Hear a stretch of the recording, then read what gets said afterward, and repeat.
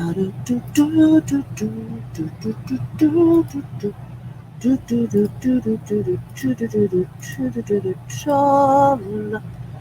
goes. Hey, kia ora. Helen Brahms here, coming to you live from Sun City in Arizona. Hope you're having a super fantastic sparkling start to Tune Up Tuesday. Yes, the day of the week where we look at making tweaks and changes. And we also have your questions of the day to tell your story, because it is super, super important to tell your story, because somebody out there needs to hear your story. And if you don't think you have a story to tell, I'd like to correct you on that one, or give you something to think about. Everybody has a story to tell. And if you keep an eye on the questions that we're going to be asking each day, you're going to find that you actually do have a story to tell, and somebody needs to hear it, whether it's now or whether it's 150 years from now. Your story needs to be told, because someone somewhere along the way is going to need to hear what you have to say. Isn't that cool? That you are important, that you matter. Every life matters. And it's time to tell your story. And what's that doing? I thought I put gaps in there. And obviously it doesn't like gaps. I put a whole bunch of spaces between what's your story. It is time to tell it. Now that's not right. Let's check that out. It's time to tell it with an exclamation point. See, I knew there was a bunch of thingies in there. All right, let's see if this works. Well, I didn't put the spaces in there. I guess I got to put dots. I'll figure it out later. Anyway, so it's Tune Up Tuesday. It's time to look at that mindset. I had a great big mindset shift over the week, last week, with learning all about genealogy and stuff. Then over the weekend about putting procedures and processes in place to help with projects that I have. And I discovered, here's a brain twister for you, that processes make you money and projects cost you money. I'll leave you to figure that one out.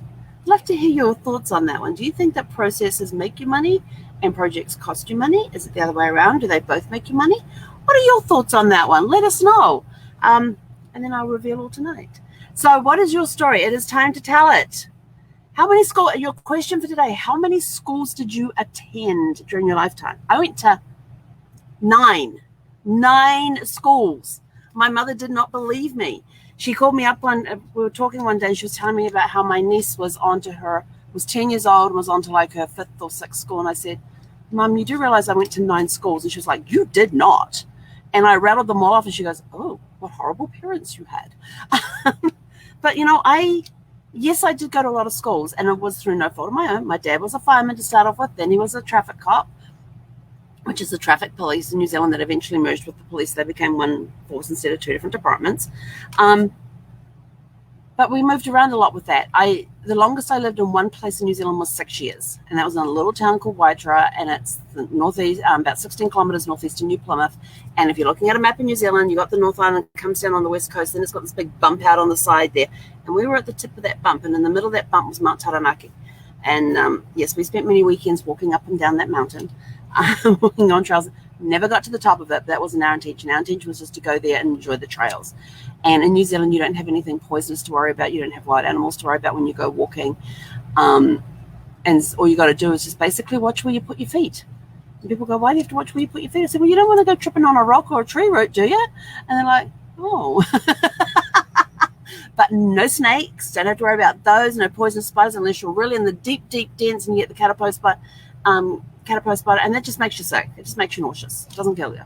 So, we don't have anything that I can think of that's deadly poisonous. When you go walking, you just go out there and you enjoy the environment and the scenery. But anyway, I'm getting off track. See, rabbit holes, rabbit warrens, rabbit holes, shiny object syndrome. So how many schools did you attend? I attended 6 primary schools or elementary schools, 2 middle schools, which we call them intermediates in New Zealand. You guys call them middle schools over here, and 1 high school.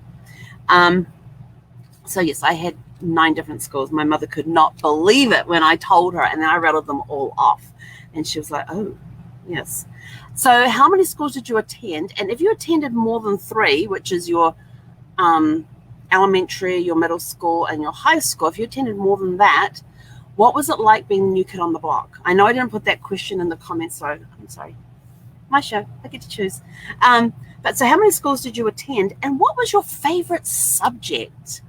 Oh, there's a good one. What was your favorite subject? That's always a favorite question of mine. What was your favorite subject at school? Yeah, what was your favorite subject at school? Mine was English.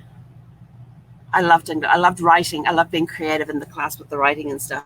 And I got very creative with book reports.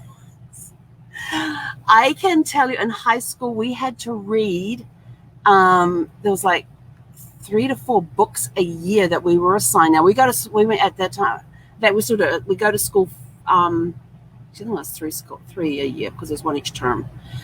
We go to school for a full year. So we start school at the end of January and go through till about the week before Christmas. And we have school vacations in there that are 2 to 3 weeks, depending on which school you're at. And then you've got long weekends here and there. But basically, now they've turned it to 4 terms instead of the 3. But we used to have read a book a term. So that's three books a year. High school is 3rd, 4th, 5th, 6th, 7th.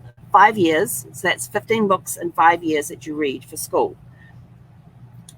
I left at the beginning of my last year of high school to go join the Air Force. And I was reading a book at that time. So that now takes me down to 4 years at 3 is 12, 13 books. 13 book reports, 13 book assignments, and all that sort of stuff. I can tell you how many books I read out of those 13 books in high school. I read from cover to cover, reading every single word. Hope none of my English teachers are watching.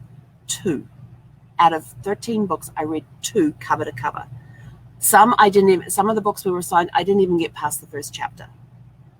Yet I was able to go and complete all of the assignments on the books. They had questions that they gave us that we had to go and we had to write essays on them. I love the creative writing side of it.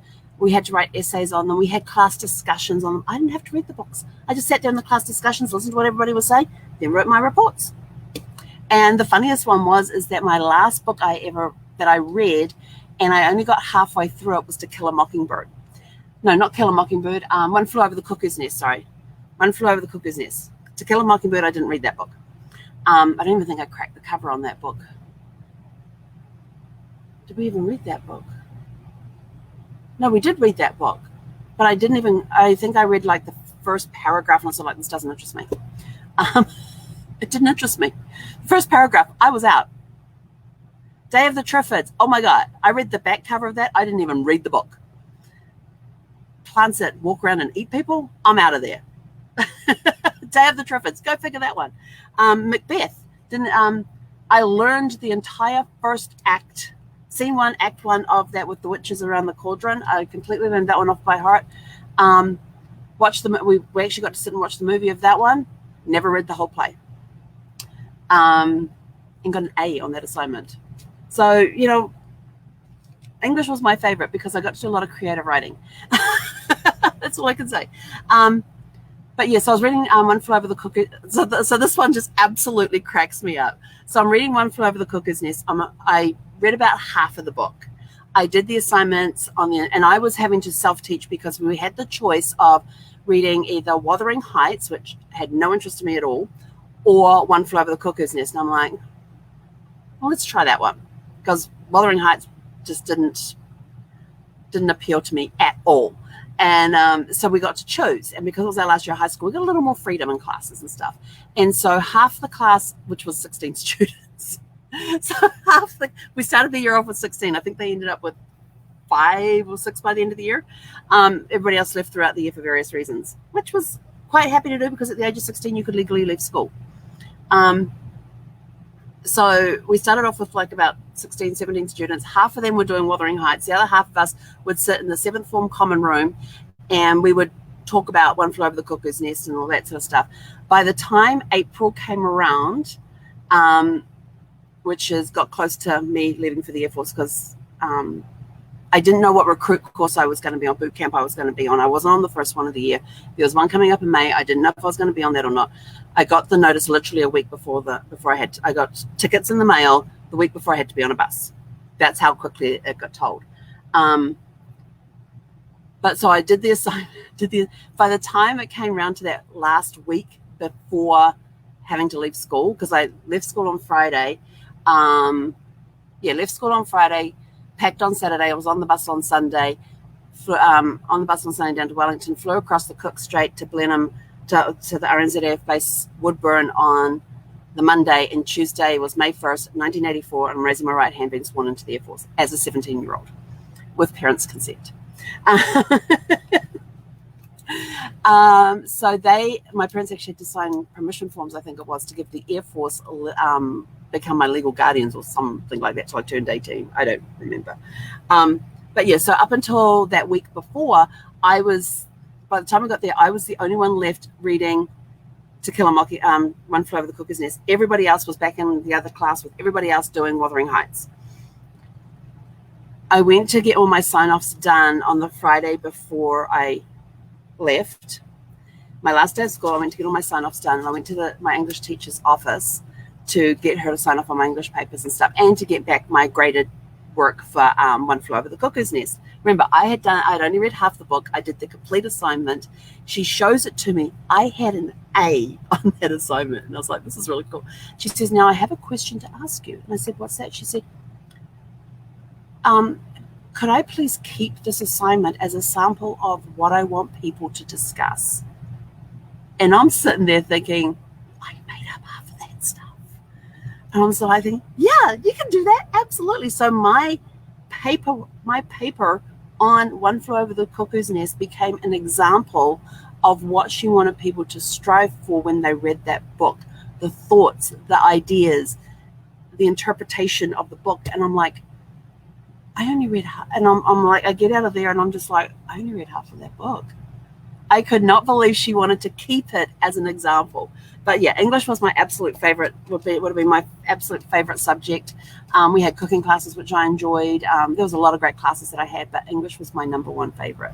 So yes, I have those stories. I have a lot of stories about my childhood written down, especially school, since I went to 9 of them. I was always the new kid on the block. So your question, your tell your story questions for today. How many schools did you attend, and what was your favorite subject? And I'm going to leave you with those thoughts. Have a super fantastic sparkling day, and we will catch you guys this evening at 6 p.m. Pacific. Hey, konara.